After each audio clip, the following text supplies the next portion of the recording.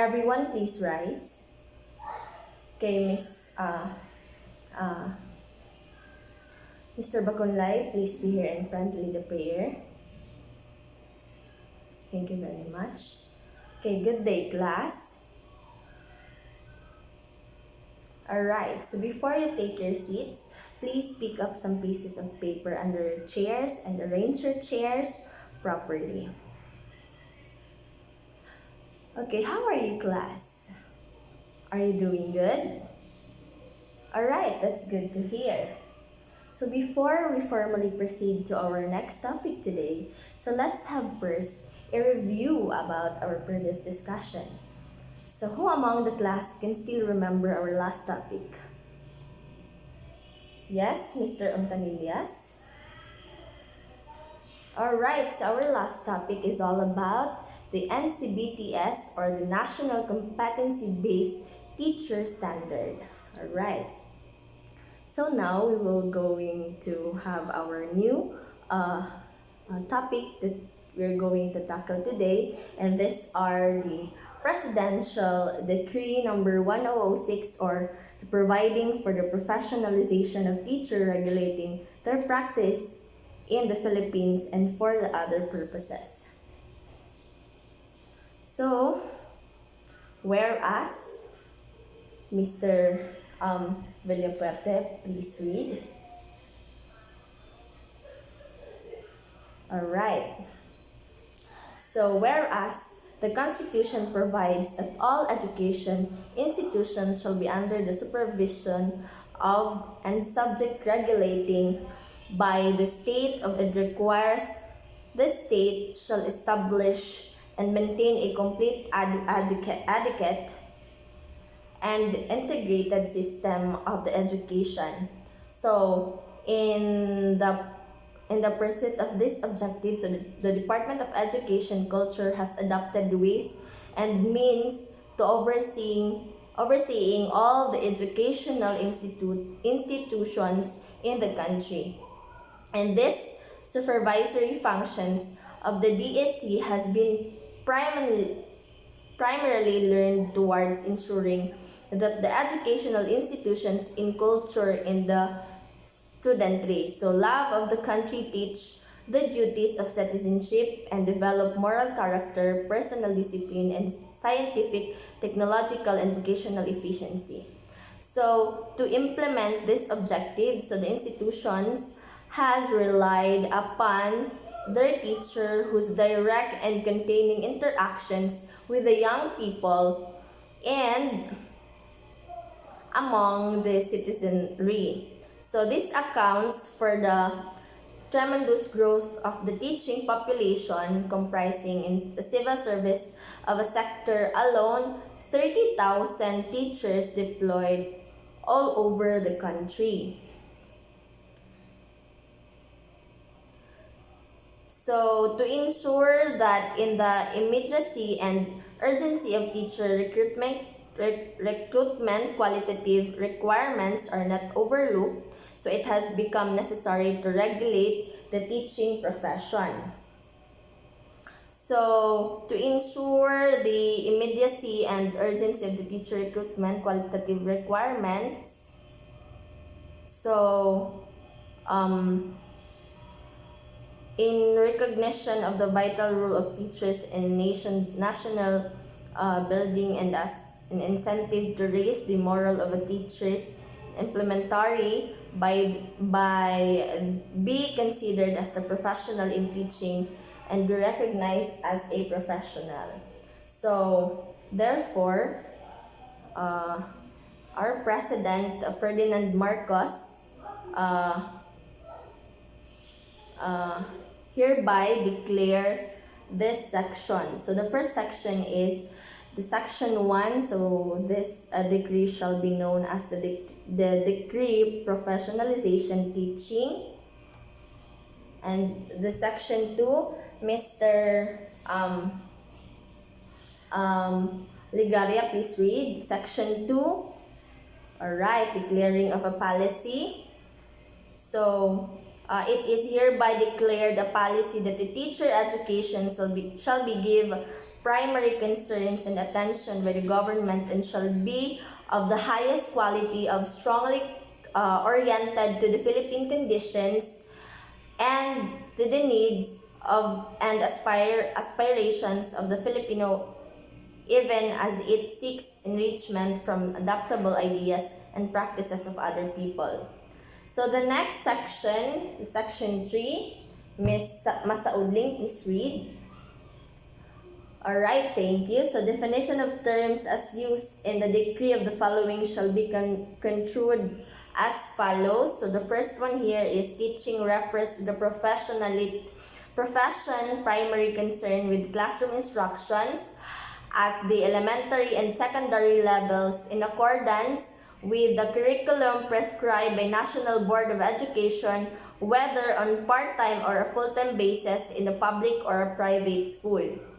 So, the teacher refers to all the person engaged in teaching at the elementary and the secondary levels, whether on full-time or a part-time basis, including the guidance counselors, school librarians, industrial arts and vocational teachers, and all the persons performing supervisory under this decree. So section 4. Mr. Rojas, please read. Alright, thank you. So section 4, creation of the National Board of Teachers. So this is hereby created a National Board for Teachers, hereinafter called the board, to be composed of the following. So the first one here is the Secretary of Education and Culture, Chairman Civil Service Commission, Professional Regulation Commission, Commissioner Professional Regulation Commission, and the last one is to members presenting the private sectors to be appointed by the President. Okay, next section. Miss Nonong, please read. Alright, thank you. So, section 5, power and duties. So, the board shall have the following powers and duties. So, number 1 here is to appoint a set of examiners for every examination who will determine and prepare the contents of the board examination for teachers, hereinafter referred to the examination. So in this elementary and secondary levels of instructions, to be held at least 1 year. Okay, and here also is to determine and fix the places and dates of examination, appoint supervisors and room examinations from among the employees of the government, and look for time into the conditions affecting and practices of the teaching profession, adopt such as measure as may deemed proper for the enhancement of said profession and a maintenance for the profession.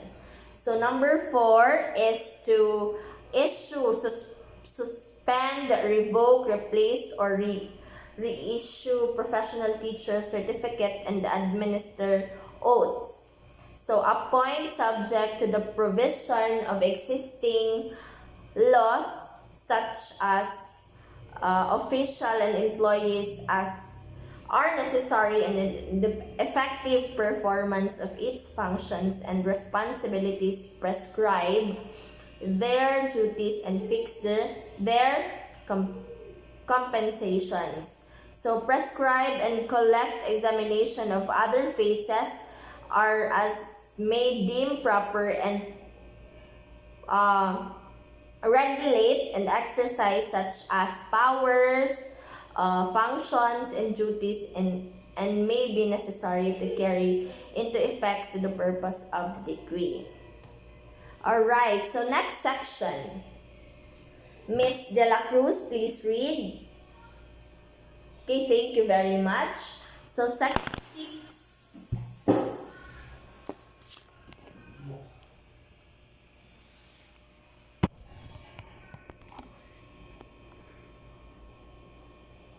So section 6, qualification requirements for examination. So, no applicant shall be admitted to take the examination unless on the date of filing of the application, he shall have complied with the following requirements. So, yeah, that is section 6, qualification requirements for examinations, applications. So, section 7, Miss Ablas, please read. Okay, thank you very much. Section 7, appointment of examination. So the board shall appoint a set of examiners for every examination who are recognized authority in teaching education, and their names shall not be disclosed until after the release of the results of the examination. So they shall each receive a compensations, the sum of not less than 5 for each examinee as they be determined by the board, but in no case shall each examiner receive more than 18,000 per examination. So the next section is the section 9. Section 8. Sorry. So Mr. Villafuerte, please read. Okay, thank you very much. Section 8, scope of examination. So, the examination shall consist of written tests, the scope of which shall be determined in the board taking into consideration the teaching plan of the schools legally constituted in the Philippines. So, Section 9. Mr. Legaria again, please read. Okay, Section 9, rating the examination. Okay, thank you very much. So, in order that a candidate may be deemed to have successfully passed the examination, so he must have obtained a general average of at least 70% in all subjects with no rating below 50% in any subjects. So the next section is this section 10. Miss Buhay, please read. Okay, thank you very much. So section 10, reporting of the results of examination. So the examiners shall report the rating obtained by each candidate to the board within 150 days after the last day of the examination unless extended by the later. So the next section is section 11. Miss Narvasa, please read. Okay, thank you very much. Section 11, issuance of certificate.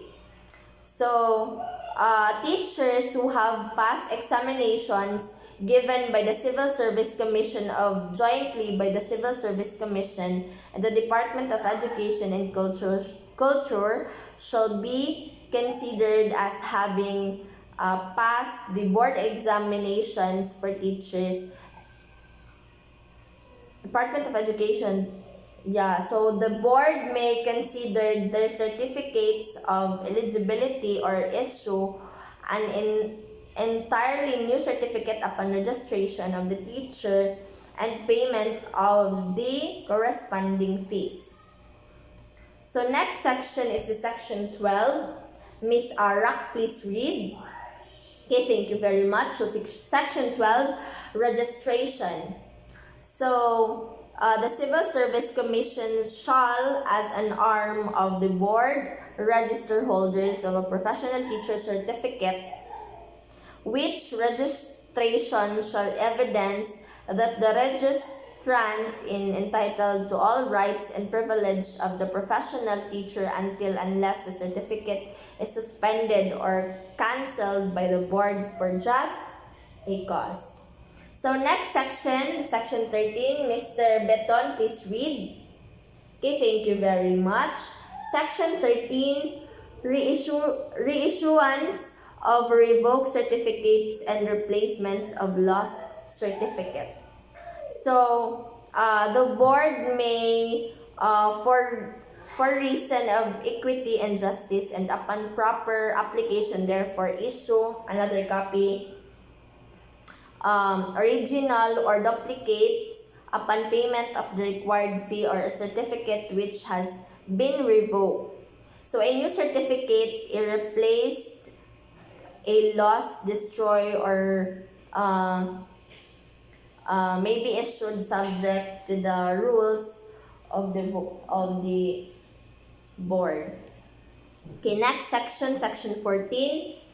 Miss Bandigan, please read. Okay, thank you very much. So section 14, registration by reciprocity. So the Civil Service Commission shall, upon approval of the board, effect and registration without examination of the teacher's validity registered under the laws of any foreign state of country, provided that the requirement for registration in said foreign star or a country and substantially the same as those required and competency by this decree and laws of such foreign state or country allow citizens of the Philippines or practice of professional in the same basis and grant the same privilege as the citizen or the subject of such foreign state of the country. So the next section, section 15, Miss Pernito, please read. Okay, thank you very much. Section 15, prohibition. So, 3 years after the effectivity of the decree, so no person shall engage in teaching and act as a teacher as defined in this decree, whether in a public or a private elementary or secondary schools, unless has a holder of professional teacher certificate or in considered a professional teacher under this decree. Okay, section 16, penal provision. Okay, Miss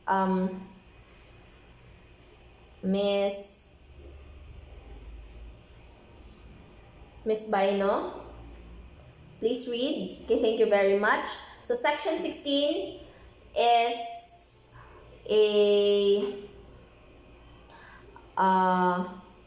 any person who shall practice teaching without a valid professional teacher certificate, or any person represent as his or her own the certificate of another, or any person giving any false or any evidence in order to obtain a professional teacher certificate or admission to an examination, or any person assuming himself as a registered professional teacher, or any person violating any provision of this decree. Okay, section 17, Miss Salipot, please read. Okay, thank you very much. Section 17, repealing clause. So, all acts, decrees, executive orders, administrative orders, rules, and regulations or parts thereof inconsistent with the provision of this decree are hereby repealed or modified accordingly. Okay, section 18, Mr. Bakunlay, please read. Section 18, separability clause. So, in case any provision of this decree or any portion thereof declared unconditionally by the component court, so other provisions shall not be affected hereby. So last section, section 19, Mr.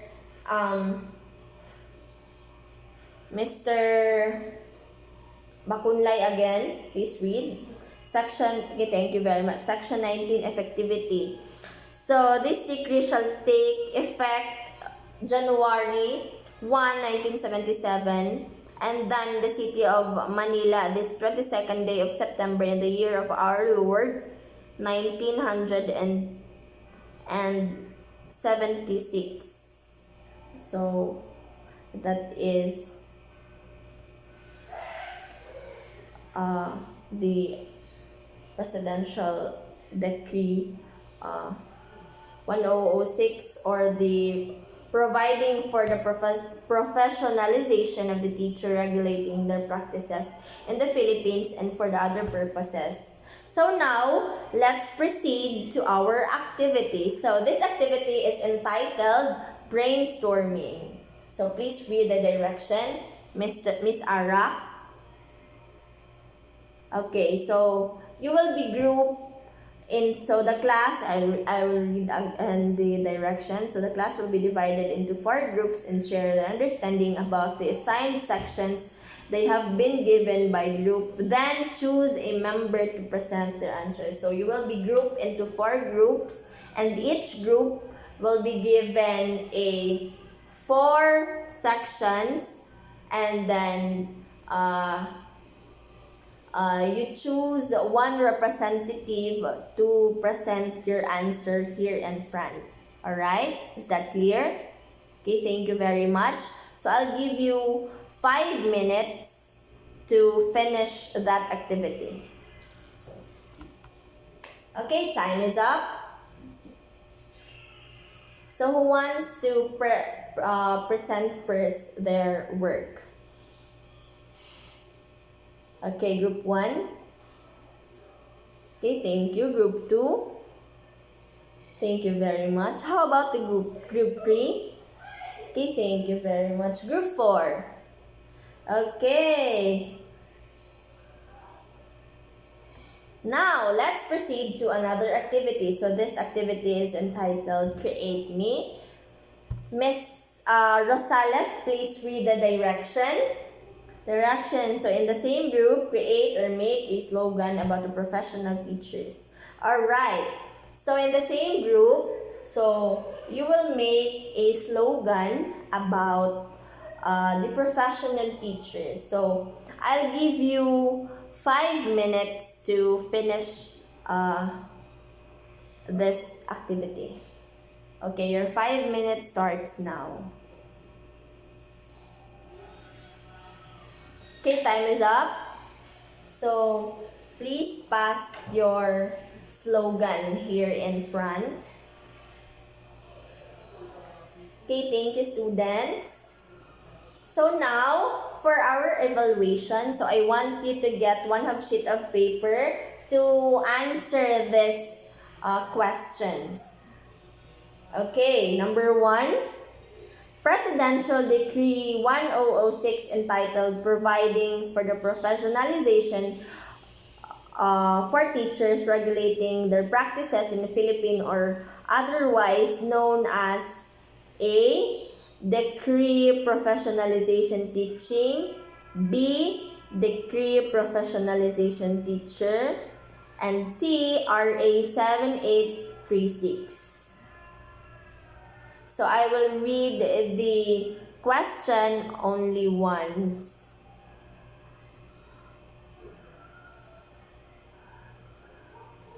Okay, number 2. So why does the quality of education in the country appear not to have improved? A. Because there is a low quality of students enrolled in teacher training. B. Because teaching is perceived as a poorly esteemed profession. Letter C, because teacher has poorly trained. And letter D, all of the above. Okay, done? Okay, number 3. So this law recognizes the vital role of teachers in national building. Letter A, Republic Act number 7836. Letter B, Republic Act number 7638. Letter C, Republic Act 9293, and letter D, Republic Act number 9394. Okay, done? Okay, next, number 4.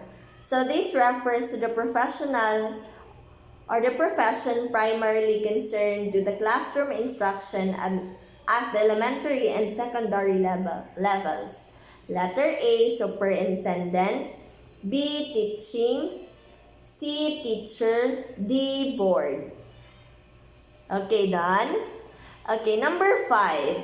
So in the Presidential Decree number 1006, so this section states that no applicants shall be admitted to take the examination unless on the date of the filing of the applicants. Letter A, Section 6, Scope of Limitation. Section B, Letter B, Section 11, Issuance of Certificate. Letter C, Section 10, Reports of the Results. And letter D, Section 6, Qualifications Requirement for Examination Applicants. Okay, all done? Okay, please pass your papers forward. 1, 2, 3, 4, 5. Okay, thank you.